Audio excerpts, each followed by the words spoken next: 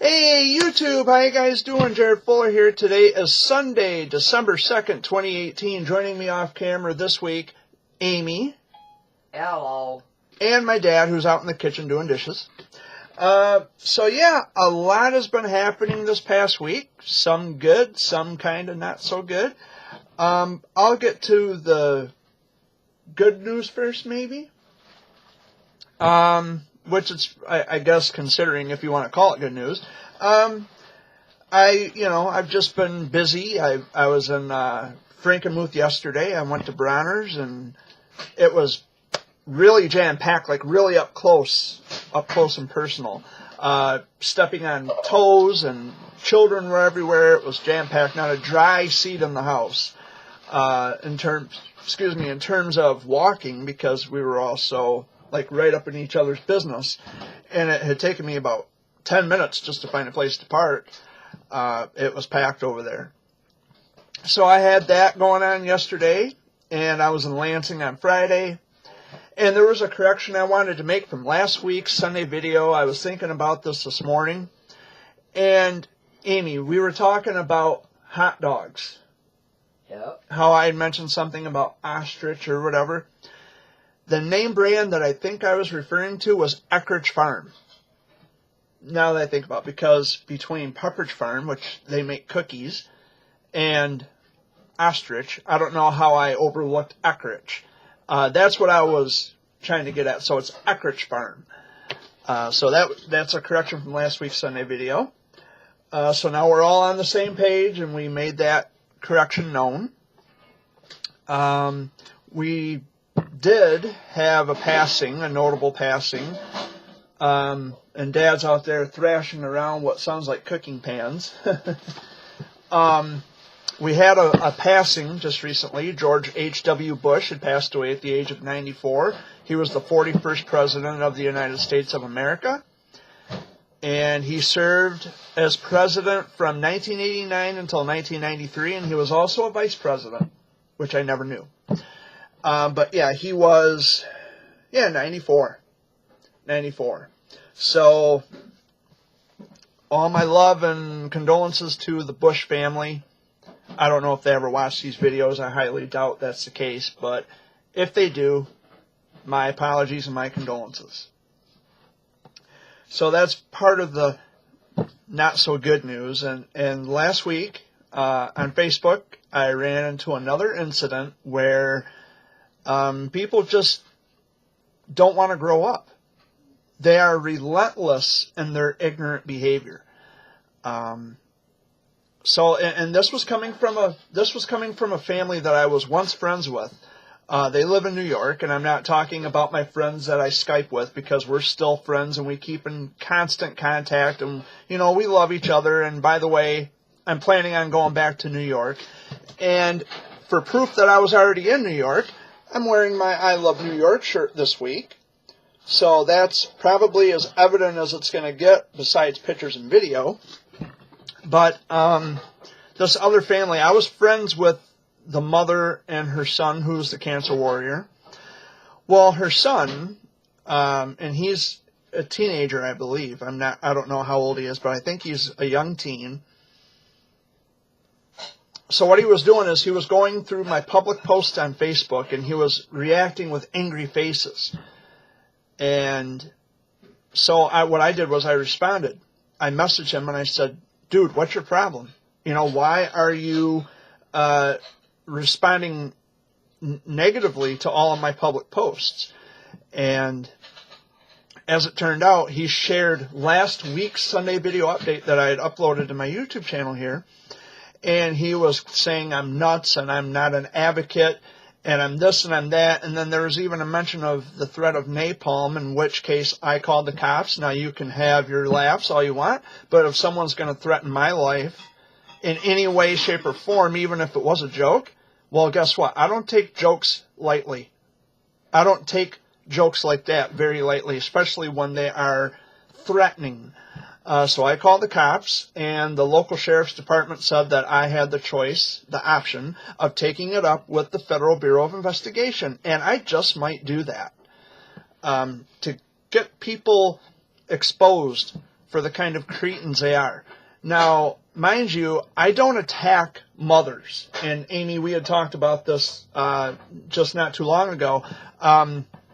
There are all kinds of mothers out there who are saying, oh, Jared Fuller's attacking and harassing and stalking me and my kids. No, I don't. I don't harass or stalk anyone. I don't come off as mean-spirited to anyone.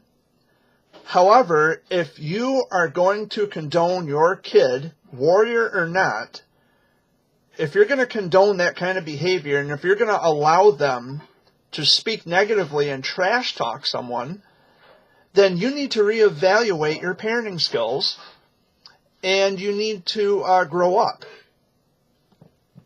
Because I'm far beyond over with all these stupid, silly little childish games, and I, for one, get tired of it. I have better things to do with my time. The people that I'm friends with on social media, whether it be Facebook, Twitter, or here on YouTube, these are my friends. These are the people that I interact with on a daily. So if you're going to come on here just to give me a bunch of crap and nonsense about, oh, well, this Jared is so horrible. Well, you know what? Reevaluate your friends, first of all, because chances are you're just mad at me because I spoke up about someone that you are defending, and I know who it is that you're defending.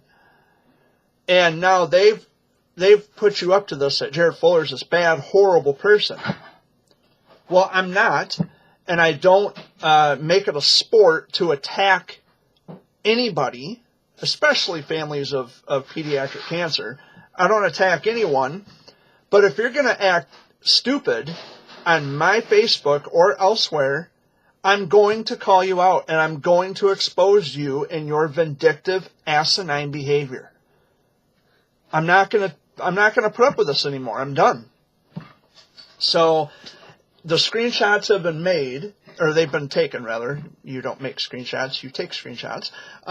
So they've been taken where I messaged the pages. I messaged the young warrior who was going through and, angry facing all my public posts. And he blocked me, of course, which, oh well, no big deal, no big loss. But then I messaged the page that you can follow, and I specifically told who I thought I was speaking to, the mother, you know what, tell your kid to lay off. I said it in the message on the page, and I'm saying it now. Tell your kid to lay off and start being more of a mother. And start cracking down and stop encouraging this kind of behavior from your kid. Look, I'm sorry that your son is battling cancer. I'm sorry that you have to go through this. But it does not in any way, shape, or form permit you to act in an egregious manner. I'm not going to tolerate it. And you can tell your little friends that they're also being watched. So, in fairness, I'm going to leave it right there. And I'm going to leave that up for everybody else to decide. But I, for one, am tired of it. I'm tired of being treated like a bad guy when these people are coming at me first, and I respond, and then it's taken as I'm the bad guy. I'm so far beyond fed up. But that was one of the bumps in the road from last week, Amy. Of course, all my friends know about what was being said because there are screenshots of that particular post by the warrior who was, calling me an advocate, or I'm not an advocate, and I'm nuts, and this, that, and the other. Well, if I'm so nuts, and if I'm not an advocate, apparently you shared my YouTube video from last week, so there's got to be some kind of a profound impact on you, otherwise you wouldn't be doing what you're doing now. I mean, we've spoken on Facebook. I was always nice to you. I was generous to you. I was fair to you. This is the thanks I get because of what someone put you up to. Someone controls your thinking, much like Facebook. No one thinks for themselves anymore. And while a bunch of people are saying this about Jared Fuller, so God, let's believe it. Let's start believing things that aren't true, which is not only stupid, but it's dangerous. And you can take your bullshit somewhere else because I have no time for it. And that's all I wanted to say. Amy, is there anything you wanted to add? No, sir. Peace out, everybody. Well, we just started, so... Oh. Well, We'll save that for last. okay. And speaking of the childhood cancer world, I'm going to take this time to remind all of you to visit GuideStar.org. GuideStar.org is tied in with the federal government of the United States of America and the Internal Revenue Service, providing a comprehensive listing of all of the legitimate 501c3 nonprofit organizations and LLCs approved by the federal government. Don't be fooled. Don't be duped. Visit GuideStar.org today. And we had a couple of cancer warriors pass away last week. Luke and Adley. I have been following their stories for quite some time, and I just wanted to use this time to offer my utmost apologies and sincerest of condolences to their families. Luke was my little warrior brother. Adley was my little warrior sister. They will always be my brothers and sisters, and I am so sorry that any family would have to go through this. So I wanted to send my apologies and offer my condolences. And there is also a newspaper clipping from the local Tri-County Citizen, which is a Chesaning newspaper. As you can see, that is a picture of Buddy Boy, the late great Buddy Boy, Braden Miller. There's an entire article on him. There is a new a foundation, an organization put together, and that's right on the bottom of your screen. It is the Team Buddy Forever Foundation. And because I'm very good friends with the Miller family, I plan on, maybe possibly making some contributions to this organization, to this foundation.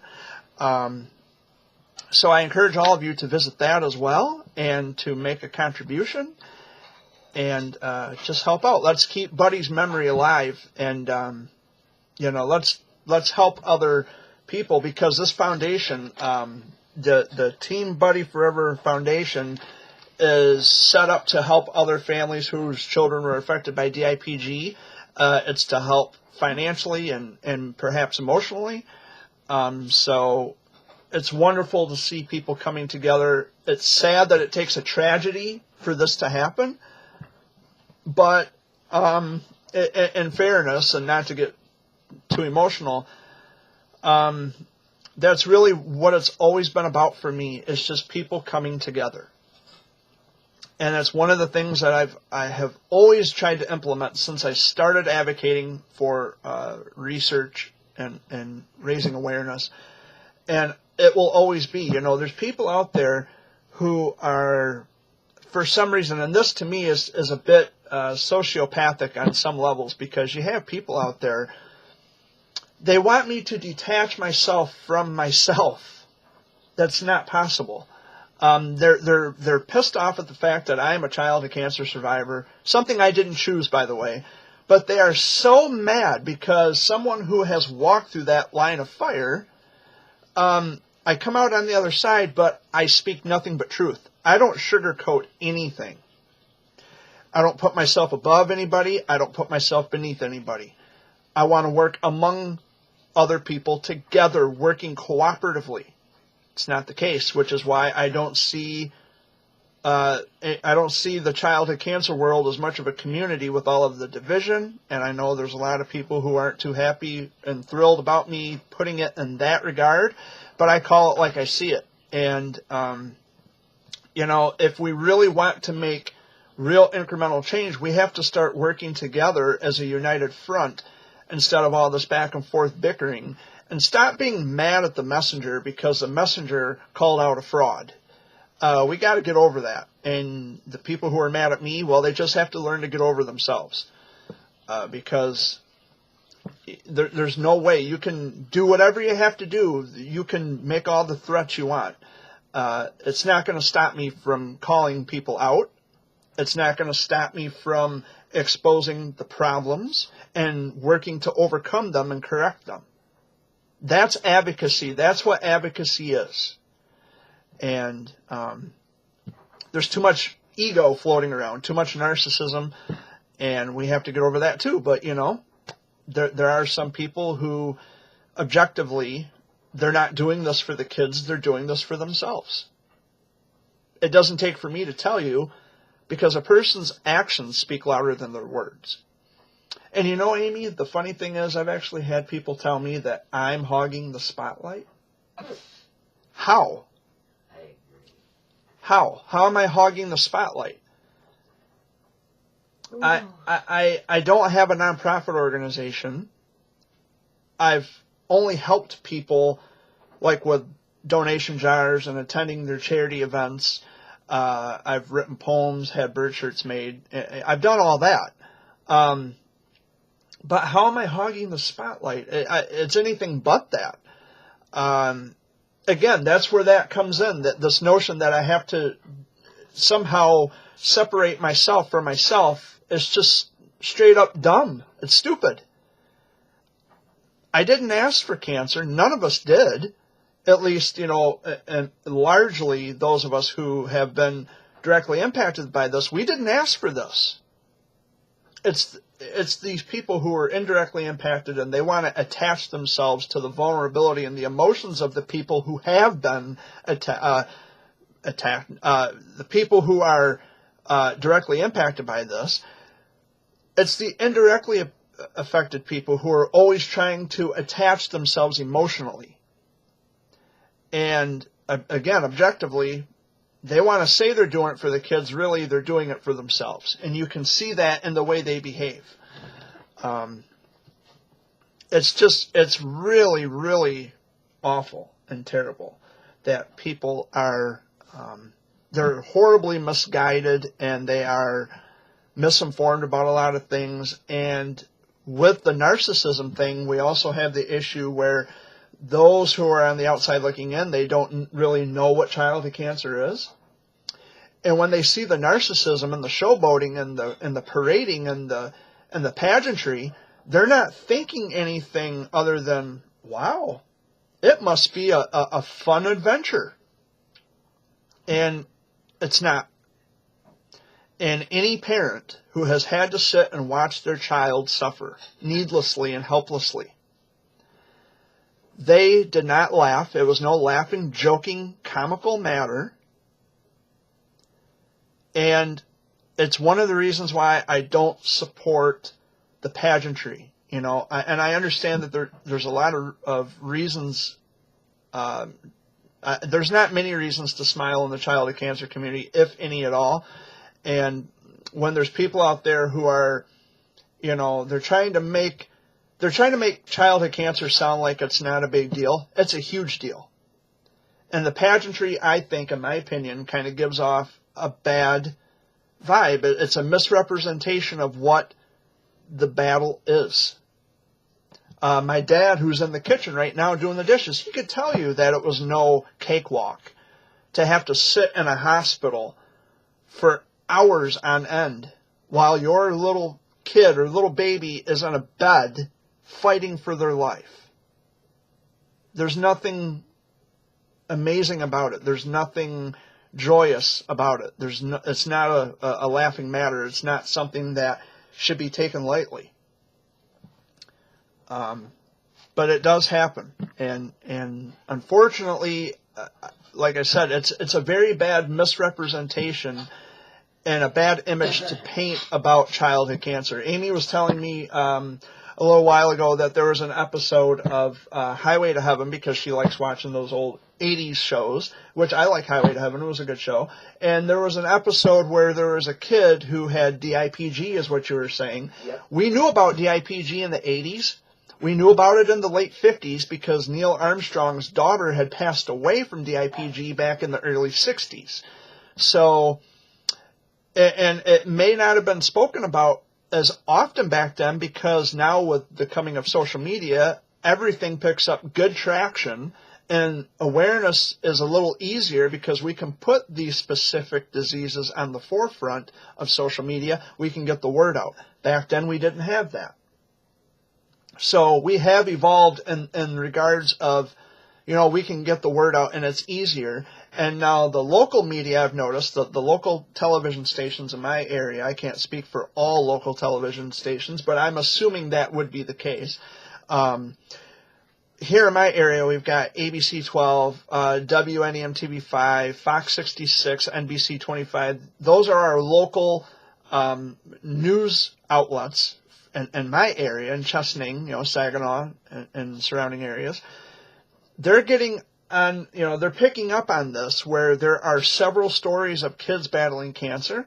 I share my story with lots of news outlets, not for the attention or the notoriety, but I have lots of friends who work in television and radio, and they know about my story. They know who I am. They know what I'm about.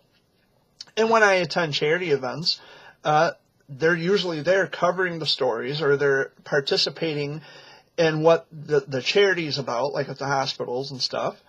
And so they know who I am, and we've met in other places, not just at the hospitals and charity events, but we've met at other events, and we've gotten to know each other. We've built very good friendships, and so they know who I am and what I'm about. And I'm not taking full credit, by the way, just for full disclosure. I'm not taking any credit for anything, and I shouldn't say full credit. I'm not taking any credit at all for the coverage of the stories of these local kids who are battling cancer. What I'm saying is that they know who I am, and so when I tell them who I am and what I'm about, it kind of gives them an idea. Like, this is serious. Next March, for me, will be 30 years since diagnosis, and so I'm guessing in 2019, one of the things that I've been talking to Amy about, I haven't spoken to Dad about this yet, but we were just talking off camera before I hit the record button. In 2019, I'd like to make a series of YouTube videos discussing the various different types of cancer that affects children, from DIPG and Wilms tumor all the way down to rhabdomyosarcoma and leukemia, neuroblastoma, all the cancers that affect children. I would like to make brief videos talking about each of those specific cancers and which organs are affected by the specific cancers, and kind of inform and educate the public a little, because I know a lot of people watch my YouTube channel. They monitor my videos, for better or worse, because I have lovers and haters. It's a give and take. So that's what I want to do. I want to inform the public as much as I can. And so I've rambled on quite a bit about childhood cancer in general, but this is very important. And I plan on doing some more traveling next year as well. There's a family in Oklahoma, and I'm not giving the name. Next December, not this December, but next December 2019, their son is going to be ringing the end of treatment bell, and they want me there for that. And so I'm going to board a plane from Detroit, and I'm going to fly out to Oklahoma, and I'm going to be there with them for the whole thing. And there's also a local warrior right here in Michigan who will be ringing the end of treatment bell, I believe, in 2020 at Sparrow. And they want me there for that as well. And I'll be there. I'll be there with my own bells on. How's that? Now, I don't wear bells normally, but Unless they're bell bottoms. Bell bottoms. Well, I don't know. Are men wearing bell bottoms nowadays? Because I know in the 70s, they wore the hip huggers, the bell bottoms. They do once in a great while. They still sell them. Because I see a lot of women wearing bell bottoms. Yes. I don't know if the men still do. I don't know about the men, but I know the women. I'm a blue jeans kind of a guy, but. Even your blue jeans came out where they had the bell bottom. Yeah. But anyway, getting into a little fashion rant there. So I have some plans coming up in 2019, and I also look to be getting involved in more charity events and things, and volunteering my time. And I'm not going to give any disclosure on what those places will be, because my haters will go back and spread a bunch of gossip about me and blow any chances I have of getting involved. But just know that I am always involved in something, and I have lots of friends, lots of connections, and I have to focus more on who I am, what I'm doing, and if people want to walk out of my life, adios, amigo. I mean, I love you, and I wish the best for you, but I can't make you stay. If you are convinced by other people that I'm this horrible person, and that makes you walk away, then keep walking. And I'll keep doing my thing. And I'll continue to help work towards making goals and progress and working towards helping people who need the help. And you can go on believing everything you're told. And the ones that are willing to accept the help. Yeah, the ones who are willing to accept the help. Because I got to be honest with you, I've had the knife driven in my back more times than I care to really admit to. But, and by the way, haters, this isn't in any way a victory for you, because I'm still doing my thing. See, you can share this video and you can say all the heinous crap you want, but I'm not going anywhere. You know, I'm someone who survived cancer, and there's people who still need to know. They still need my insight. They still need, you know, the ideas and the thoughts and the opinions of someone who has walked through that. And I'm not going away just because you don't like me. Tough shit. I don't like you either, but that doesn't mean that I'm working to get rid of you. But I will call out the illogical nonsense that people like to doctor up. And I kind of pointed that out last week as well, in last week's video. Having all the friends that I have, and somehow there's not one shred of evidence of anything I said inappropriate that has circled back. And you know that, and I'll be honest with you, Amy, and everybody who's listening to this right now, with this recent bout of issues that I had this past week with people threatening napalm and all that good stuff, I have received screenshots from my friends, but it's screenshots of things that I already know that I had written. When I messaged the person who was, you know, angry facing all of my public posts, I asked them, not in a mean-spirited way, I asked them, what is your problem? And then I messaged the page that, you know, that you can follow instead of, you know, the actual person that you can friend request. I messaged a page that you can follow, and I said, you know what, you need to tell your kid to lay off. Now, if they took that in a bad way, well, that's not my problem. I'm tired of the crap. I'm tired of the crap. And anybody who defends a fraud, you're just as equally disgusting as the fraud. So, anything to add, Amy? No. I think I pretty much nailed it all. Yeah. But tackled it.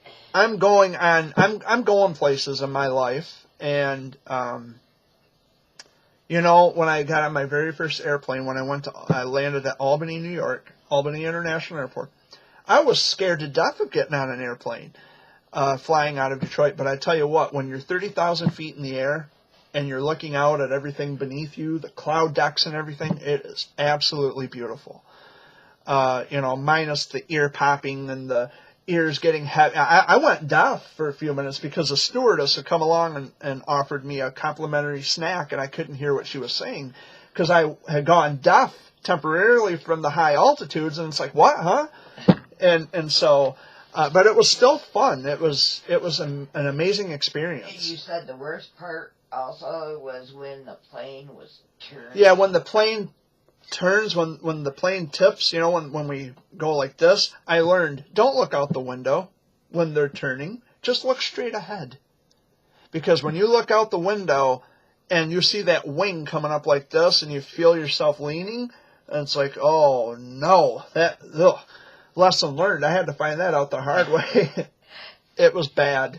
You can sit next to a window next time. Just remember not to look out the window. And I flew with Delta Airlines, by the way. Delta, they were very, very hospitable with me, and I couldn't be more appreciative of Delta. I'll put on a good word for them. Provided that they were, you know, for my very first flying experience, I chose Delta, and their prices are reasonable. You know, flying out of Detroit, the prices are reasonable. Yeah. You know, so if I save up on average maybe $500-600, I can fly pretty much anywhere within the United States, domestic flights. Yep. Because when you fly out of the bigger airports, the tickets are usually cheaper. Now, when you fly out of a smaller airport, although it's an international airport, if you fly out of a smaller airport, the tickets are more expensive. Detroit, the metro airport, it's like a shopping mall, and it doesn't take much effort to get lost. It's really one of those gigantic, humongous airports. But I look to be going through Detroit from now on, I think, and going with whatever's, the cheapest flight. Delta was pretty reasonable. I had flown from Detroit to Albany, and then from Albany back home to Detroit. It was like $457 round trip, which is cheap. Yeah. Because some airline tickets, they want you to pay in the thousands. I think that's why Uncle Danny's girls use Delta quite a bit. And they fly out of Detroit. Yeah. They fly out of Metro. But, so I've been invited to Oklahoma. I've been invited to Texas. I've been invited to, I've been invited back to New York. That's awesome. I've been invited everywhere. I've been invited to California. I've been invited to, just all these different places. Pennsylvania, Florida, Georgia, everywhere. And I want to go to all these different places and to meet all these people. And I've also been invited to North Carolina. That was another, because I am friends with the cancer mom. I'm not giving her name, but she lives in North Carolina, her and her daughter, who is a warrior. And we're making plans for next year, sometime in 2019, for me to fly out to North Carolina. That'd be awesome. And that would be wonderful. That would be wonderful. We text each other every so often, too. So, I have my connections and I have my friends. If you go towards Kentucky, let me know. Oh, I'm sure I'll be in Kentucky at some time or another. Because when you go to Kentucky, I want to go with you. I've been invited to Memphis, Tennessee. I've been invited to just all these different places because people know. The only reason I want to go, though, is because my nephew and his wife live there, and I want to go see. Well, see, the thing is, too, is the people that I've spoken with over any course of time, the people that I've had connections with, and we're still friends, we keep in touch via email and message and text message and social media in general as a platform. We've gotten to know each other very well, and we have developed a really tight and very strong friendship. That's cool. And they want to meet me, and I want to meet them, and I want to, make some memories. And I want them to know that there's always going to be someone on their side. In spite of all the drama, in spite of all the people out there who want to talk a bunch of guff about me, there are people in this world who still want me in their lives. They want me to be active figureheads in their lives. Yeah, there you go. And I strive to do that. And I'm not going to let a bunch of hateful people who like to make up lies and rumors ruin that for me. And I also have my family up in Iron Mountain, Michigan, in the Upper Peninsula. They are wanting me to come back, and yes, I will come back. I will definitely come back, and things will be different this time around. Because when I went to Iron Mountain for the first time, I wasn't really prepared. I didn't pack a whole lot because it's a long drive from here at my house to their home in Iron Mountain. It's a long drive. Yeah. And I must have spent like maybe $200 in gas. No, that ain't bad, though. It's not bad, and it's cheaper than a plane ticket.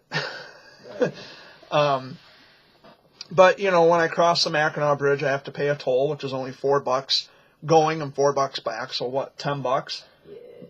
$8, but $10 if you round up. There's a lot of people who want me to be in their lives. They want me around. They want to keep, and they want that constant interaction. And they've got it. My advice to them, my friends, and of course they don't need my advice because they know better, You know, they understand logic and common sense and critical thinking, but just advice from my friends, please don't buy into this crap that people are saying. None of it's true. But I don't have to tell them that because they already know. They already know that it's not true. But I don't want to have to keep talking about this every week, you know, on my Sunday video update. I've been doing okay, other than this glob of nonsense. That's my dad off camera. Other than this glob of nonsense that I've had to deal with in the middle of the week, everything else here has been fairly going smoothly. I've been taking my antidepressant medicine. As a matter of fact, when I'm done recording this video, I'm going to go take it. So there's been some things happening, some good, some not so good.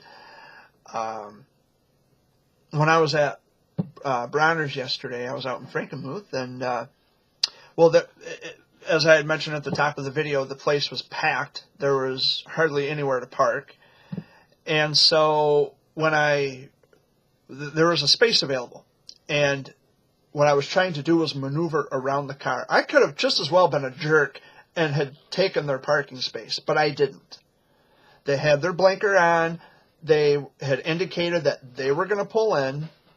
I was not going to take their space, but they thought I was going to take their space because I veered over, like I was going to pull in. Now, if I'm pulling into a space, I kind of want to have a little bit of room so I can make a wide enough turn to fit into the parking space. I didn't make the wide turn, and I didn't veer over because I would have hit them head on if I did that. So what I did was I veered around them, and the female in the passenger seat kind of threw her hands up at me like this. And as I had driven past, I did kind of a John Cena, you can't see me, you know. And so, you know, soft, mild Michigan road rage, harmless.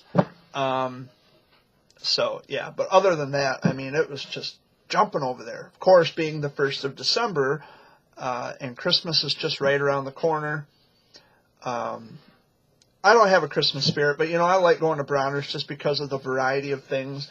And kids were everywhere, from toddlers to you know, children to teenagers and on up the ladder. Just people of all ages. And I was kind of nervous, you know, for the other people because, you know, if you break it, you buy it. And anybody who's ever shopped at Bronner's, or if you've been inside of Bronner's, you know that nothing there is cheap. $100 to $200 just for a Christmas ball? For a wreath. There was a wreath over there. It was priced at $170. A Christmas wreath. But I'm thinking, and I could be wrong, so don't hold me to this, but I'm thinking the reason it was so expensive is because the materials that were used to make the wreath were imported. Yep. And so that's why it costs so much. You know, in the store they have to turn a profit, so that is very well understood. It's business. Yep. But my thing is if your kids break it, you buy it. No matter what price it is. Yeah, no matter what the price is, you bought it. If that item's $1,000, you bought that $1,000 item. And there are items there that are in the thousands. I mean, they had it was a life-size tiger, and it was stuffed. $1,500. So yeah. But it wasn't an actual tiger. Let me make that disclaimer. It wasn't an actual tiger. It was like a, you know, like a full. It was a life size, but it was a tiger that it's not real to life. It was just like the, you know, stuffed animal. Like a stuffed animal. Yeah. But they wanted $1,500 for it. It was marked at $14.99 or something like that. It's like, holy moly. Still, that ain't cheap. No. But Bronner's, you know, being that they are very pricey over there, I don't know. It's just the store is built upon the idea and the spirit of Christmas, because it is the world's largest Christmas store. But what most people also don't realize is that Bronner's has items that don't pertain strictly to Christmas. Like they have Spartans, items memorabilia, cups and beach towels and blankets and little Spartan action figures. They've got Wolverines items there. They've got Ohio State, the Buckeyes. They've got Ohio State things there. They've got Detroit Red Wings. They've got a variety of different things. If you're a fan of Elvis or the Beatles, I like the Beatles. They have Elvis items. They have Beatles items. They have just a variety of different things over there at Bronner's. So it's not strictly or specifically Christmas bound. It is, it's like a great big variety store, kind of like Murphy's. It's a store in Owasso. It's a variety store, but now they call it Spring Grove. I don't know if they still have a variety of different things. I haven't been in there in who knows how long. I try not to go to Owasso as much.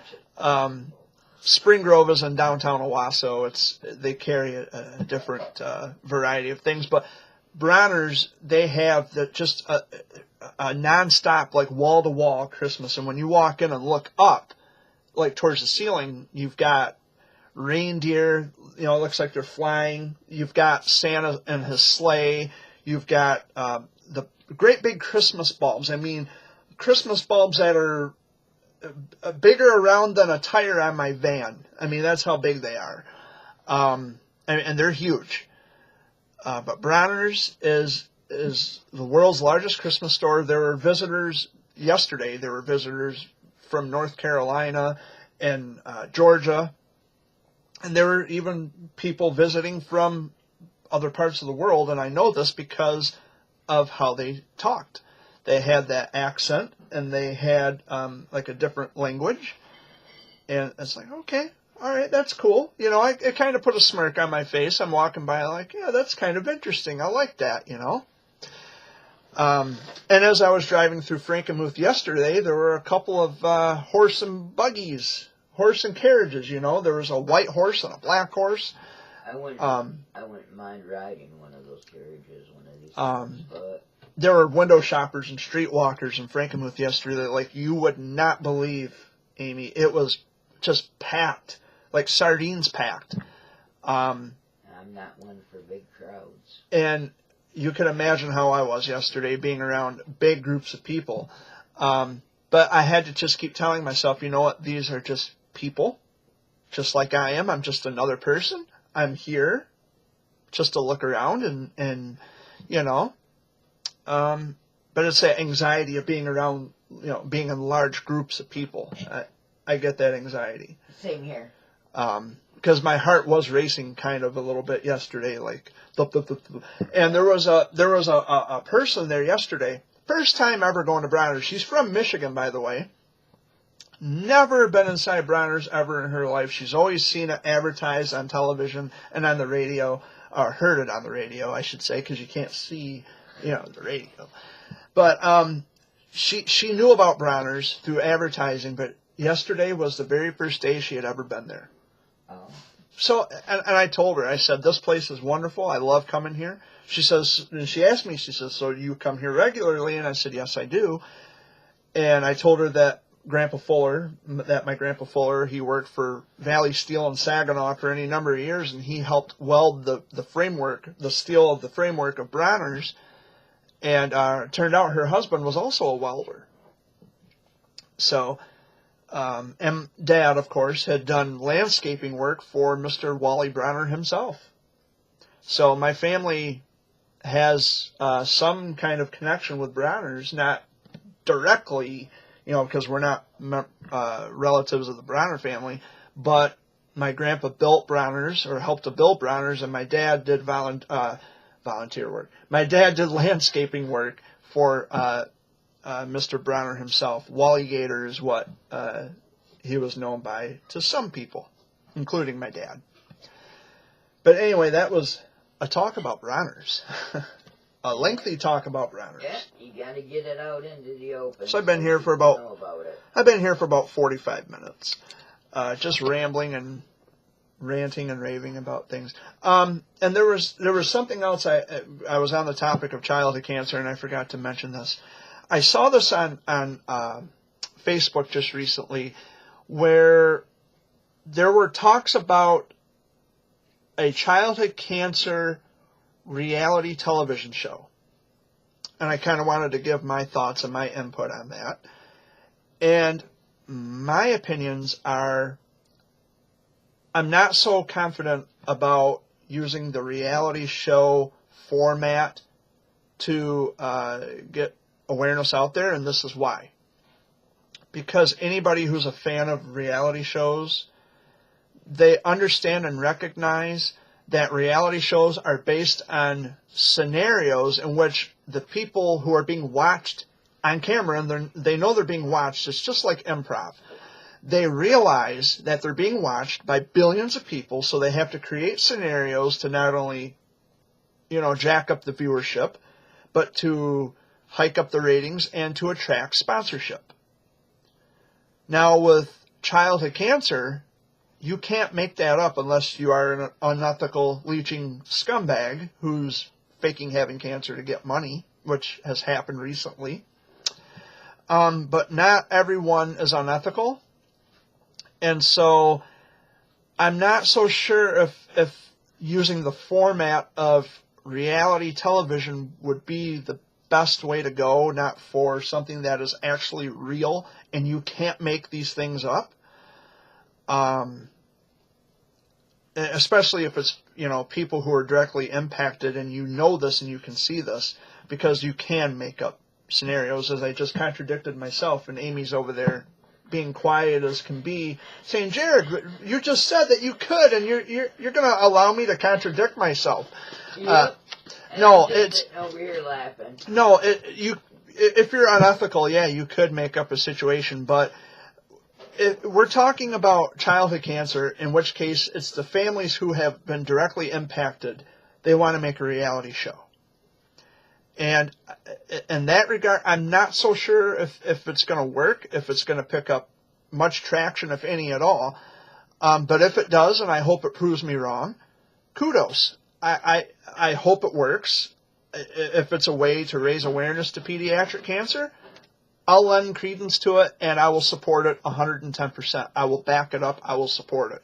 I will watch each episode gracefully and religiously, but at this point, because very preliminary at this moment in time, very infantile, because there's nothing written in stone yet. So at this point, I don't necessarily think that a reality show format style of something that really is happening is a good way to go.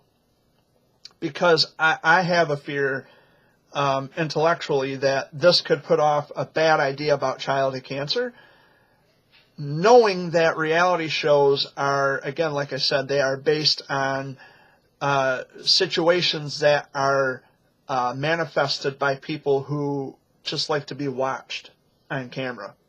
They're famous. And anybody who has ever been a fan of reality shows, they realize and understand that, this is all scenario. And had there not been a camera aimed at them all the time, what they would be doing? Essentially the same thing that any normal person would be doing.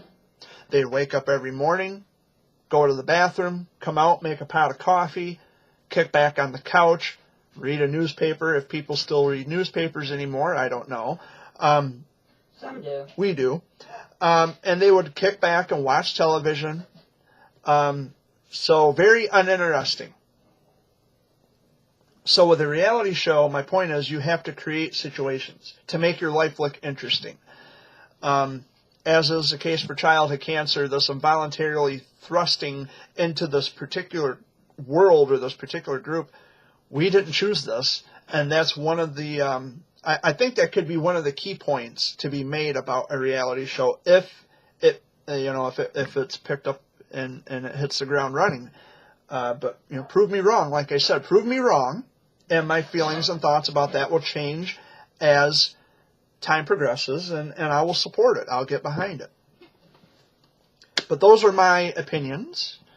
And this is coming from a childhood cancer survivor, by the way, not just any old naysayer or just a random regular Joe. I feel I have a right, I have license, so to speak, to talk about those things, so I did. And there you have it. There's my opinions. I'm not sure if Dad's going to have anything to add to the Sunday video update because he's in the kitchen doing the dishes. I'm thinking maybe in the next little while, after I'm done editing and uploading, might go up to Heidi and Elwood's, or I might take us out to Hope, out in Layton Corners for brunch, because it is 12:30 right on the dot. I've been here for about 50 minutes or so. So, Dad, would you like to go to Hope? Yeah. He never knows. Dad, you never know. You are like one of the most indecisive people I've ever known in my life. No, either that or we go up to Heidi and Elwood's. I know Heidi's going to be working, but I'm sure Elwood and the kids would like to see us. It's been a while. And provided that, I want to get up there when the weather's nice and the roads aren't slippery. So, yeah, I think I've got gas in my van. We can drive up north. Go up to... If not Dad and I, just you, Yeah, or I could go up there myself. It doesn't matter. Either way to me, I guess. So is there anything I'm forgetting? Because I don't make lists of things to talk about. So, and I talked about, George H.W. Bush had passed away. I did mention that. Yeah. I don't think there's really anything else to talk about. That's it, I think. We're all doing okay for the most part. I still have to take my antidepressant med. I'll be doing that when I'm done here. I won't let him forget it. Yeah, Amy won't let me forget it. She'll just let me contradict myself, but when it comes to medicine, she won't let me forget taking my medicine. Nope. Hey, I gotta take mine, you gotta take yours. Yeah. Sounds like Dad's coming in, and he is. There's my dad. Come here, Dad. I don't Come and say hello to YouTube. All my viewers, come and say hello. Hello, YouTube. And that was quick and brief. So what are you doing today, Dad? Relaxing for a minute. I just got done with dishes. Well, no, I didn't because there's cups here. Well, yeah, but when you're done with that. Don't know. Because I was going to go up to Heidi and Elwood's. Because Heidi's working today, right? She's got to be here to work at 2. Oh, Dad's calling someone. He's calling Ghostbusters. Yeah, he calls them frequently. Calling Heidi, that was here for bow season yet. So he's going to interrupt the video for just a minute. I didn't interrupt in the video. Go ahead. They can hear you talk. Hello. They can hear you. Just because you're not on camera doesn't mean the people can't hear you. If they answer. Oh, nope, they're not answering. So, speaking of Ghostbusters, I don't recall if I mentioned this, but when I was in Pinconning with Heidi and Elwood at Halloween, we took the kids trick-or-treating around Pinconning, and we went to Pinconning High School, and they had this where you walk through the school and you get treats and stuff like that. Well, there were a mom and dad and her kids dressed up as Ghostbusters. They had the radar gun, like Bill Murray had, and Harold Ramis, Dan Aykroyd. They had those guns. That's what they had. And they had a payphone at the high school. And I said, well, who am I going to call? Ghostbusters. Oh, you're already behind me. And she says, yeah, we're already here. No need to call. Someone already called us. So that was kind of cute. And it was the whole costume. It was that would have been awesome. It was just cute, especially the kids. It was just the cutest. So it's like, wow, I've never seen anything like that before. The costumes are getting more and more creative every year, I've noticed. Yeah, and a lot of them are more... Like they're homemade instead of factory made, I've Yeah. noticed. Like, because you can make the patches, you know, for the costumes. Yeah. Whoa, Dad, you're giving off a whole lot of light with that door open. Okay. Good grief, man. I don't think he thinks. Yeah, he don't think. He does. Sorry, Dad, but you don't think a lot of the time, and I have to point things out to you. But yeah, lots of things I plan on doing in 2019, and we'll just see how everything shapes up. There's so many different places that people want me to go, and I want to go. I want to be there, and I want to be with people that love me and care about me as much as I love and care about them. In spite of the hatred, and in spite of the people who just like to talk down.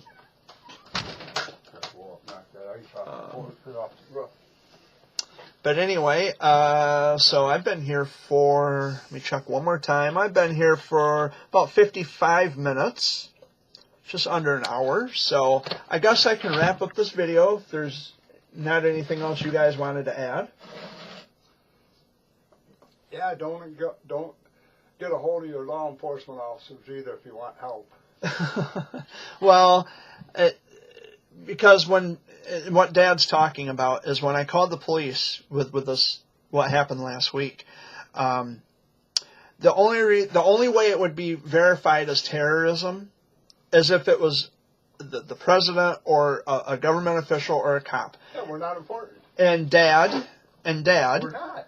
and Dad asked the cop. He says, "So what happened to serve and protect the people?" And the cop says, "Well, kinda." And Dad says, "What do you mean, kinda? What am I paying you taxes for? What? I mean, my taxes pay for your salary, Exactly. and you're not serving us or protecting us. You're not working to ensure our safety because we're not the president or we're not a government official or a cop, Like you, man. you know." And when you get him started, he doesn't stop. So Don't talk about politics. Don't talk to me about politics. yeah, I'm not political. I ain't either, but I got something to say. I'm gonna say it. And it's one of the reasons I don't vote because I don't. Huh? I just pointed that way to Dad. Oh, okay. Well, and a quick point I wanted. I don't vote because I learned that the older I get, the worse things get. Now we've had how many years of presidents, you know, and things have only gotten progressively worse. And when people vote, what they're doing is they're giving them the right to control not just how they live, but it controls how everybody else lives. So my civic duty is to not roll the dice with other people's fate. It's all electoral vote. But my thing, with that aside, I don't vote because I feel my civic duty is to not make decisions that will ultimately ruin someone else's life according to political standards. And a lot of it could be, a lot of people say, well, I don't vote because I don't understand what's going on. That could be part of my reason why, because I don't follow politics. I'm not a political person. But because I don't understand the issues and I don't follow the issues, I just live one day at a time and I take care of what needs to be taken care of at home on the domestic front. I don't give these people one iota of my time because of the fact that, again, nothing has gotten better. We've had how many presidents, how many governors? They all promise this and do the opposite. But technically, by rights, if you vote, you have no right to complain because you're the one who put them in there. You voted them in, and when they get in and screw everything up, well, guess what? That's on you. I stayed home, or I just had nothing to do with that overall. So please, the next time we have one of these elections, don't put your knee in the back of my neck by saying, well, if you don't vote, you have no right to complain. Well, I'm not contributing to the mess by picking and choosing incompetent people who are going to get in there and screw everything up. So I can complain all I want about the mess that you created that I had nothing to do with. And I kind of sound like George Carlin when I say that, but it's the truth. It's the truth. I voted one time in my life, and I thought, what a colossal waste of time. That ballot was like this long, and this was back in 2004 when I had turned 18 and I had registered to vote. You could cross-vote between Democrat, Republican. I don't think you can do that anymore. I don't care. But I think we were voting on a governor at the time. I don't even remember. I think it was Jennifer Granholm. I don't care who gets in there because they screw it up anyway, so it don't matter. And the people say, well, my vote don't count anyway. Well, that's why, but see, it might count, which is what pushes me away.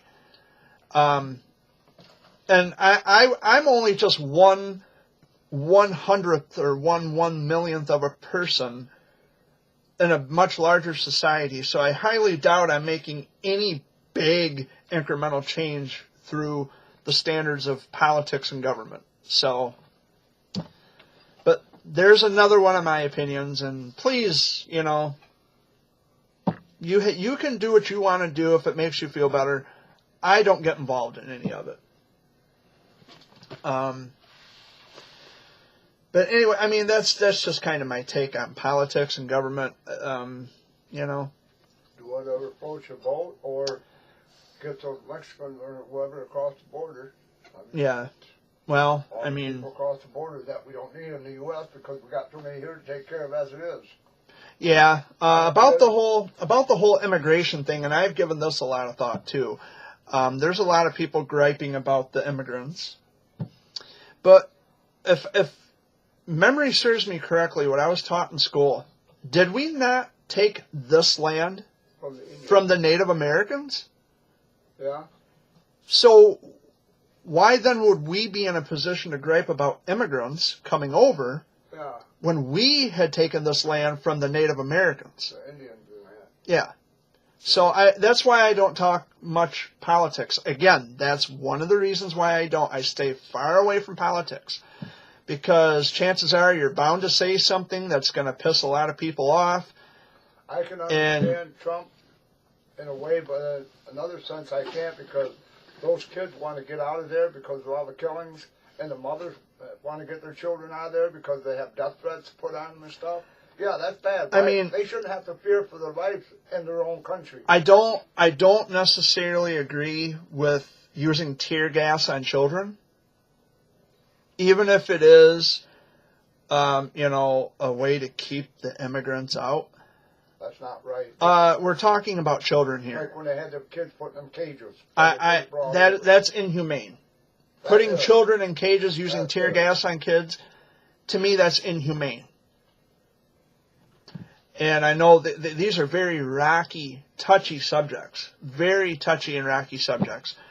But just like Grandpa said with Mexicans, we wouldn't work out in the hot fields, but they would because they're used to that climate. We're not. They do the jobs that white people won't. Exactly. Won't do. Exactly. They pick our crops. They raise children. They do. I mean, we raise our kids. I'm not saying white people don't raise their kids, but Mexicans do the jobs that whites won't. Exactly. And this isn't about. I'm not going to turn this into a racial discussion, but it is. True, it's true. That's the truth. They pick our crops. They do the jobs that we won't do. They get out in the fields and everything, and in a 100-degree weather. Yeah, well, I mean they get out in that heat like that. We'll have a heat stroke. They're used to it. The climate. I mean, I view everybody as just one race, and I know it may be politically incorrect because one big family. There are different races and ethnicities and things. So it may be politically incorrect to phrase it that way. But we all put our clothes on the same way. But I believe in the human race. And we have to live cooperatively and cohesively in this world. So honestly, it's one reason why I stay away from politics. I don't get involved in the political structure. I don't get involved in the political, the process of how things work. My civic duty is just to not make decisions that could potentially jeopardize another person's life in terms of political and government standard. I cannot get involved in that. I wouldn't, I don't like the fact that people make my decisions for me. I didn't pick and choose. See, it's the ruling class that picks and chooses who, these are your viable options. These are the people that we've selected, the ruling class. We've chosen these people. We've endorsed these people, and these are the options that you have. So really, technically, by rights, it's not freedom of choice because your choices have already been laid out for you. Again, I'm not political, and I don't want to get off on too much of a tangent. I really got to get going. So, Dad, thanks for your input. Amy, the short input that she had given, not very much, but yeah, we're all here this week. We all put our clothes on the same way. Yeah, pretty much. Pretty much put our shoes on the same way and our pants. Every article of clothing. Every article of clothing. One leg at a time. I just don't wear my underwear in my head. And that's how we'll end it. So thank you for watching again this week. I love you all. And thanks for being friends with me on Facebook. Thank you for subscribing to my YouTube channel. Thank you for following me on Twitter. I will be here again next week. Same bear time, same bear channel. Much love to all of you. Take care. Have a wonderful week. And peace out.